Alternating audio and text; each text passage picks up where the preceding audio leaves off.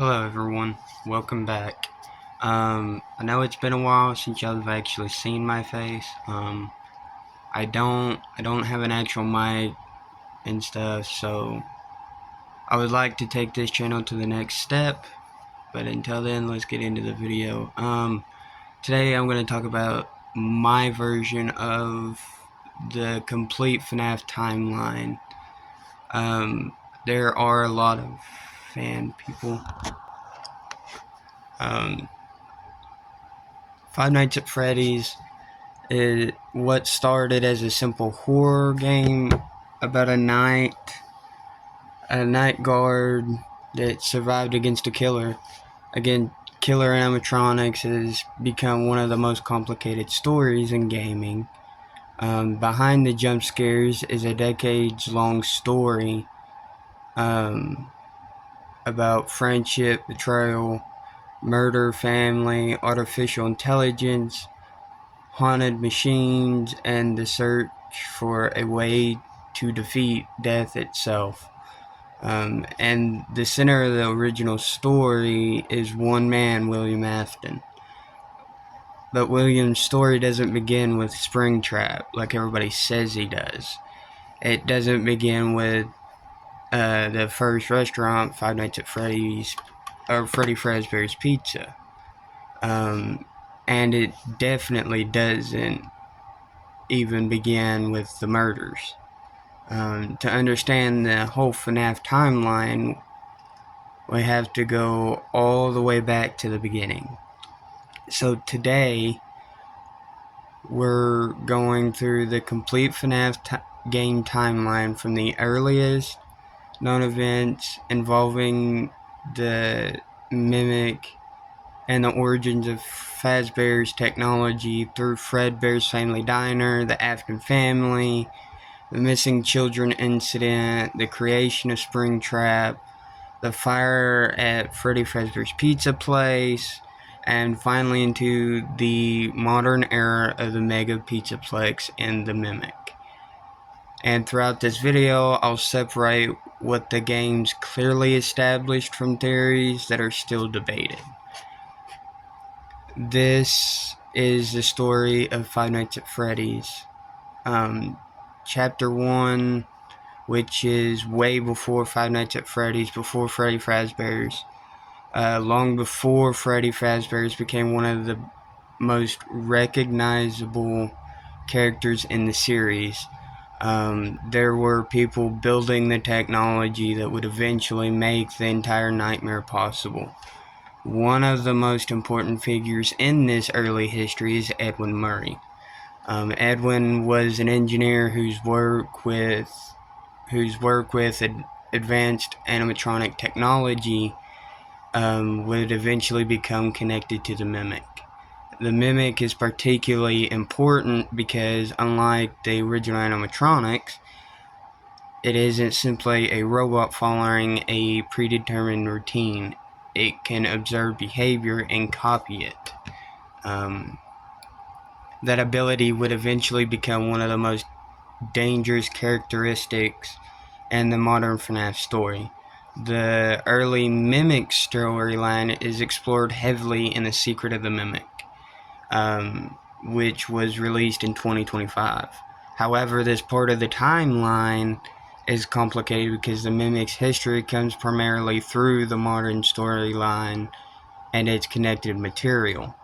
So rather than pretending every detail is completely settled, it's safer to say the Mimic represents an early branch of the technology that eventually becomes extremely important to Fazbear Entertainment's future. But the story was traditionally associated with FNAF begins with two other men, Henry Emily and William Afton. Henry and William Afton, at some point, Henry and William Afton became business partners. Henry was an incredibly talented engineer and animatronic designer. William was also an inventor and businessman. Together, they began creating entertainment for families. Their partnership eventually led to the creation of Fredbear's Family Diner, and this restaurant introduced two main characters who would become extremely important to the entire FNAF story. Fredbear and Spring Bonnie. At first, these characters were simply entertainers. Children could watch them perform, families could eat together, birthdays would be celebrated, everything appeared innocent. But Fredbear and Spring Bonnie weren't normal animatronics, they were Springlock suits. A Springlock suit could operate as an animatronic or be worn by a human employee. The mechanical parts could be pulled back and locked into position, creating enough room for a person to climb inside, but there was a serious problem. The spring locks could fail. If the mechanism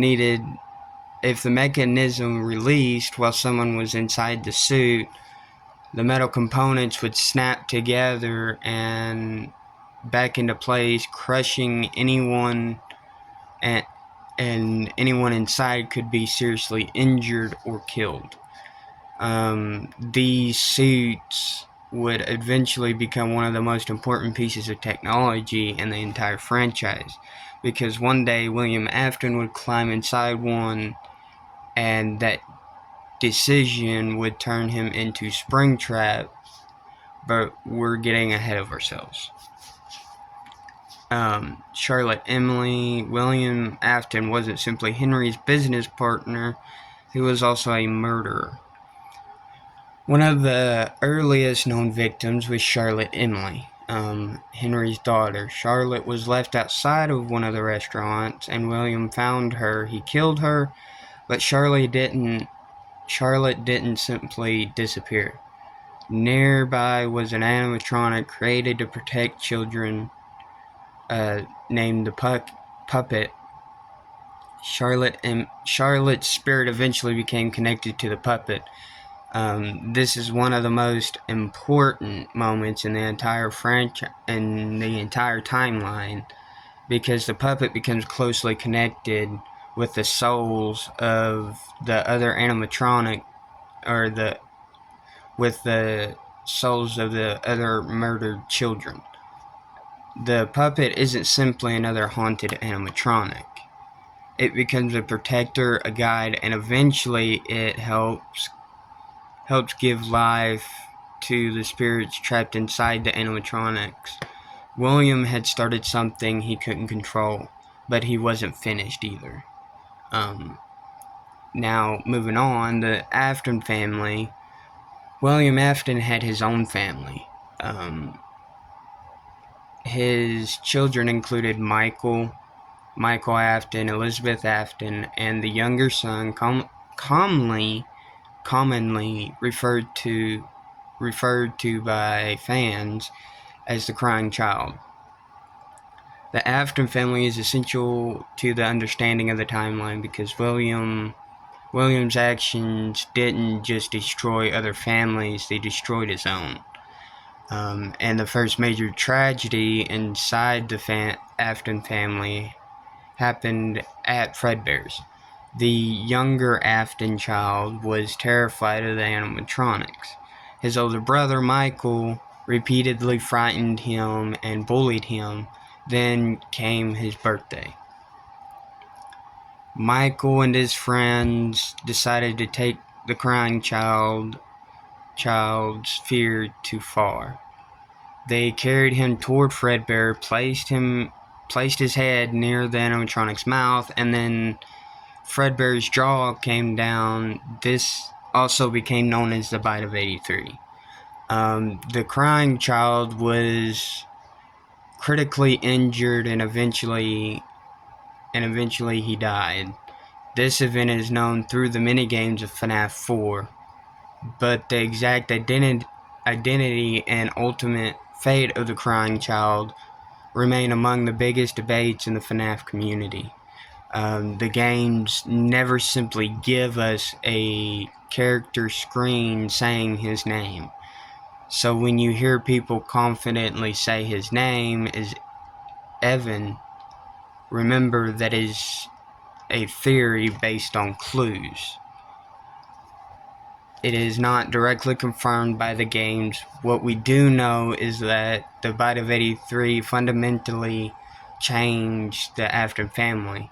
Michael had accidentally caused the death of his younger brother, and William had lost another reason to believe that his creations were simply harmless entertainment. Later down the road, he created Circus Baby. William Afton eventually created another line of animatronics. These weren't designed simply to entertain. They were designed with something much darker in mind. The Funtime animatronics, among them was Circus Baby. Baby was equipped with technology capable of capturing children, and William's daughter, Elizabeth, was fascinated by her. William warned Elizabeth to stay away from Circus Baby, but Elizabeth ignored him. When she approached Baby alone, the animatronics mechanisms activated. Elizabeth was killed, and her spirit became trapped inside Circus Baby. William had now lost another child, but instead of stopping, his obsession with the technology continued. Eventually, the Funtime animatronics were brought together at Circus Baby's entertainment and rental. And years later, William's son, Michael, would be sent down there. Now we reach the event that arguably defines the original FNAF story, the missing children incident. William Afton entered a Freddy Fazbear's Pizza location wearing the spring Bonnie suit. The suit gave him something incredibly valuable, which was trust. Children recognized Spring Bonnie as one of the restaurant's characters. William used that trust to lure children away from the main area, and then he killed them. 5 children became associated with the original haunted animatronics: Freddy, Bonnie, Chica, Foxy, and Golden Freddy. The exact details surrounding the 5th victim and Golden Freddy remain debated, but the connection between the murders had the haunted animatronics, and the haunted animatronics is fundamental to the story. The puppet then plays a critical role in helping the children's spirits inhabit the animatronics. The restaurant was never the same. The characters that were designed to make children smile and become haunted prisons. Every time Freddy started to stare through the darkness, there was a child spirit behind those eyes. Every movement of Bonnie, every scream from Chica, every appearance of Foxy was part of the aftermath of William's murders, and William had created his own monsters. After the murders, Fazbear Entertainment attempted to continue operating, but rumors began spreading. Children had disappeared, the animatronics behaved strangely. The restaurant developed a horrifying reputation. Eventually, the location closed, but Fazbear Entertainment wasn't finished. The company tried again, and this time they introduced new animatronics. In 1987, a new Freddy Fazbear's Pizza opened. The restaurant featured a new generation of animatronics. The toy animatronics, Toy Freddy, Toy Bonnie, Toy Chica, and the broken animatronic that would become known as Mangle. The new location was supposed to be safer. The animatronics were equipped with facial recognition technology. They were designed to protect the children, but something went horribly wrong, and the old animatronics were still around. and another group of murders occurred. This commonly referred to as the second set of murders or the dead children incident. The exact details and chronology remain debated. During this period, Jeremy Fitzgerald works as a security guard. Eventually, Jeremy is moved to the day shift and then becomes one of the most famous events in FNAF history is the Bay of 87. Someone was bitten by one of the animatronics. The victim survives but suffers severe injury. The identity of the animatronic responsible is never directly confirmed by the game. Many theories point toward Mangle, but that remains a theory. After the events of FNAF 2, the toy animatronics are scrapped. The older animatronics are eventually refurbished, and Fazbear Entertainment once again moves forward. Years later, another Freddy Fazbear's Pizza location is operating. This is the location we see the original Five Nights at Freddy's. A man named Mike Skimmett takes the night shift job. His job seems simple: watch the cameras, monitor the doors, survive until 6 a.m. But the animatronics aren't supposed to move. Yet, every night, they do. Freddy, Bonnie, Chica, and Foxy, they wander through the building looking for the night guard, and the reason is connected to everything that happened years earlier.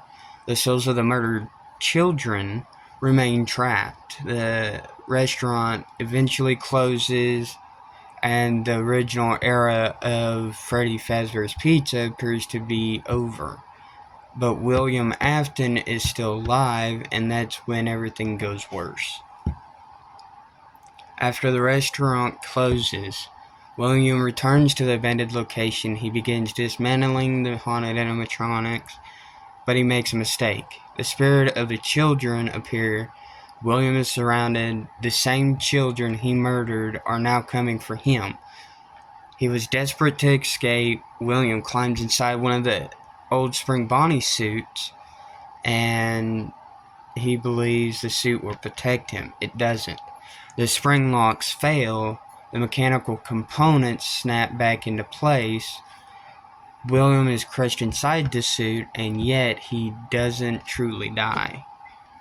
His body remains trapped inside Spring Bonnie. Decades pass. The man who once called himself William Afton becomes something else, which is Springtrap. Meanwhile, Michael Afton has his own journey. Michael eventually travels to the underground facility associated with Circus Baby's Entertainment and Rental. His mission is connected to his father and his sister Elizabeth. He encounters the Funtime animatronics, and eventually they combine into a single entity, Ennard.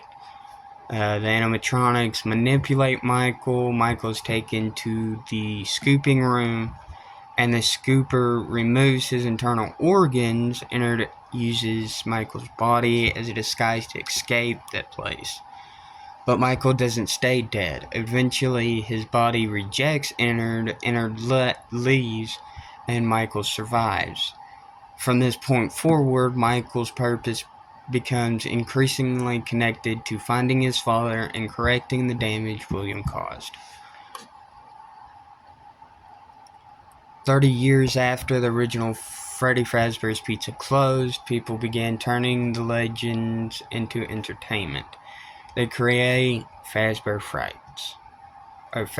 Fright, a horror attraction based on the terrifying history of the whole FNAF Freddy Fazbear's Pizza locations, and then they find something real, Springtrap.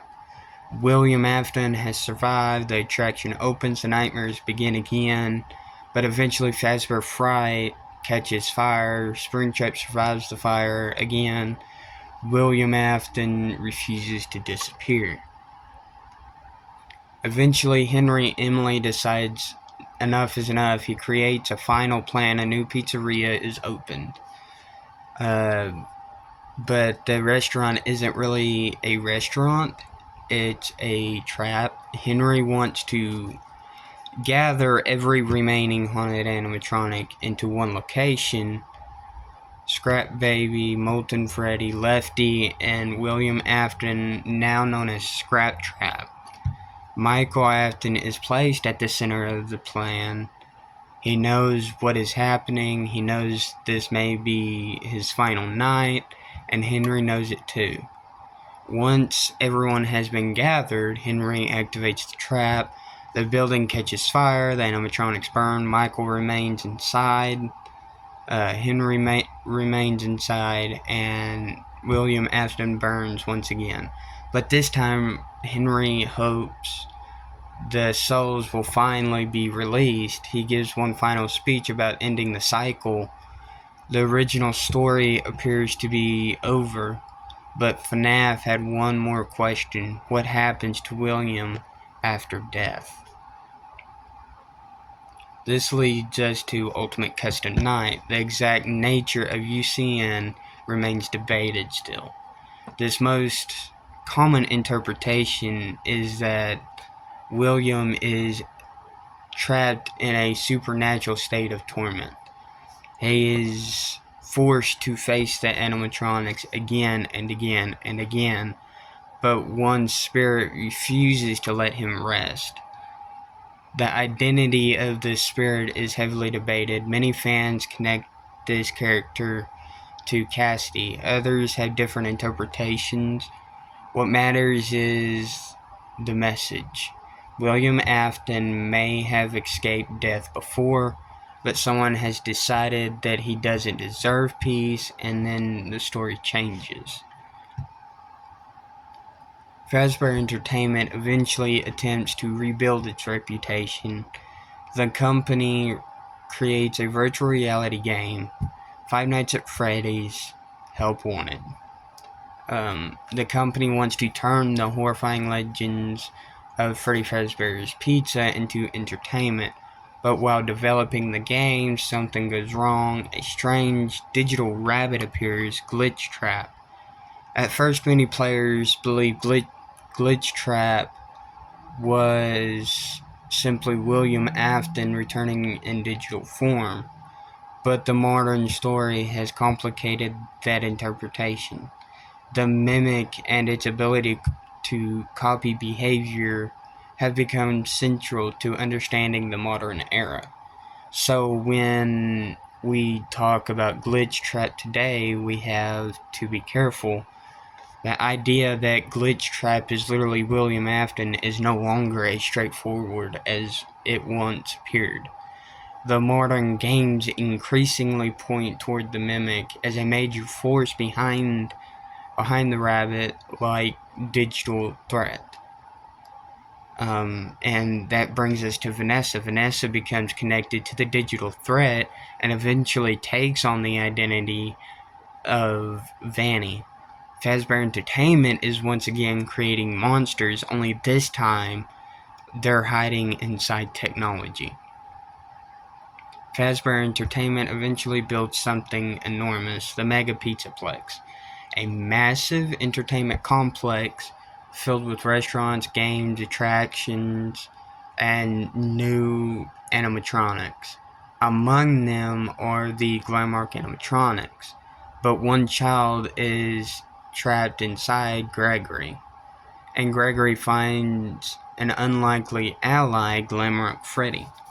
Unlike the other animatronics, Freddy helps Gregory survive. Together they move throughout the Pizzaplex while trying to understand what is happening. Vanessa is involved, Vanny is involved, and beneath the Pizzaplex lies something much older, the remains of the past. The company has literally built its future on top of its history, and beneath that history, something is waiting. The modern FNAF story eventually reveals a terrifying truth. The greatest threat may no longer be William Afton. It may be something that learned how to imitate him, the mimic.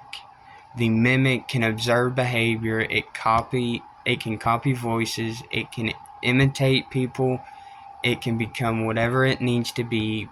That's what makes it so dangerous. It doesn't necessarily need to be William Afton. It only needs to learn from him. And this distinction is incredibly important for understanding the modern timeline. The original story was about a murderer who became trapped inside a machine. The new story is about technology that can learn from human behavior and reproduce it. The monster situation has changed now. Eventually, the Mega Pizzaplex is abandoned and destroyed, but the story isn't over. A girl named Cassie enters the ruins. She believes Gregory is trapped inside and she wants to save her friend. Cassidy receives instructions from what appears to be Gregory, but she follows the voice deeper into the ruined Pizzaplex. She disables security systems, she explores the underground areas, and eventually she discovers the truth. The voice guiding her wasn't Gregory, it was the mimic. The mimic had been trapped beneath the Pizzaplex. A security system called MXES had been keeping it contained. Cassie unknowingly disables that protection, and now the mimic is free. Gregory realizes what has happened. He tells Cassidy the truth. The mimic has been released, and Gregory makes a terrible decision. He disables the elevator Cassie is using. The elevator falls. Cassie's fate is left uncertain. Roxy later finds her, but whether Cassie survives is still a mystery. And once again, FNAF ends with a question rather than an answer. So where does that leave us? The original FNAF story was centered around William Afton. William murdered children. Their spirits haunted the animatronics. Michael Afton tried to undo his father's damage. Emily attempted to end the cycle, and the fire at the pizzeria was supposed to bring everything to an end. But the modern era introduces a different threat. The mimic, instead of simply asking whether William Afton survived, we now have to ask something even more disturbing. What if his behavior survived? What if his methods survived? What if the technology created by Fazbear Entertainment could learn from the monsters of the past and become a monster of its own? This is where the FNAF story currently becomes much more complicated. My conclusion is, from a small family diner to a massive entertainment complex, the history of Fazbear Entertainment is a history of tragedy repeating itself. Henry and William built the beginning, Charlotte became the puppet, the crying child became the victim of the bite of 83, Elizabeth became Circus Baby, the missing children became souls inside the animatronics, William Afton became Springtrap. Michael Afton spent years trying to clean up his father's destruction. Henry burned everything down in an attempt to finally end that cycle, and yet this cycle continued. The old monsters became legends, the legends became video games, the games became virtual reality, and the technology learned to imitate the past. That's what makes the FNAF timeline so terrifying. It's not simply a story about haunted animatronics. It's a story about what happens when people refuse to let the past stay buried. And as long as Fazbear Entertainment keeps rebuilding, there may always be something waiting underneath. Something watching, something learning, something mimicking. this has been my interpretation of the complete Five Nights at Freddy's timeline. I want y'all to all remember that this story isn't over. I have more videos coming. Like and subscribe if you like the FNAF lore. If I can build up more subscribers, I will be able to go live and I can talk to a lot of y'all's theories and stuff.